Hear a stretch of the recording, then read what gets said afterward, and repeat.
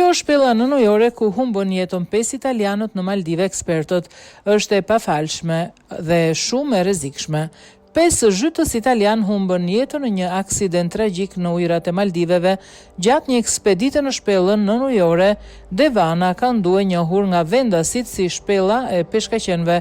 Ngjarja ndodhur ka tronditur komunitetin ndërkombëtar të zhytjes, ndërsa detajet e operacionit të kërkimit dhe rrethanat e aksidentit po zbardhen gradualisht. Sipas informacioneve të para, operacioni i kërkimit ka arritur të gjejë fillimisht trupin e inspektorit 44 vjeçar Gianluca Benedetti, i cili u lokalizua pranë hyrjes së shpellës. Ndërkohë, trupat e 4 zhytëve të tjerë u gjetën më thellë në sistemin e shpellës në një nga dhomat e brendshme.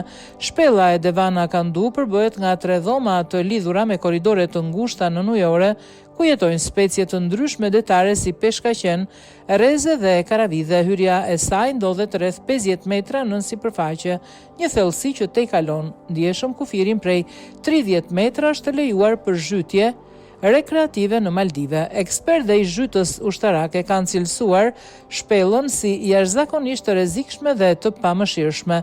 Zhytësi i forcave të armatosura të Maldiveve, Safraz Naem, deklaroi se hapësira e ngushtë dhe mungesa e dritës e bën pothuajse të pamundur daljen në rast emergjence. Shpella është e mbyllur e errët dhe nuk fal gabime. Nëse diçka shkon keq, nuk ka rrugë të lehtë për t'u kthyer, u shpreh ai, duke shtuar se edhe zhytës me përvojë e shmangnin dhomën e tretë për shkak të rrezikut të lartë.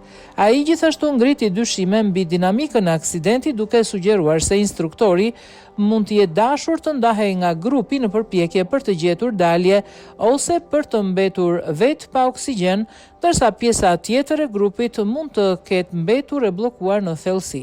Nga ana tjetër, agjencia turistike që organizoi zhytjen ka deklaruar se nuk ishte në dieni që grupi do të zbriste në thellësi kaq të mëdha, duke theksuar se ata kishin përvojë për zhytje rekreative, por jo pajisje për zhytje teknike në det të thellë. Autoritetet lokale vjojnë hetimet për të sqaruar rrethanat e plota të tragjedisë, ndërsa komuniteti i zhytjes ka shprehur shqetësim të madh për respektimin e kufive të sigurisë në ekspedita të tilla të rrezikshme.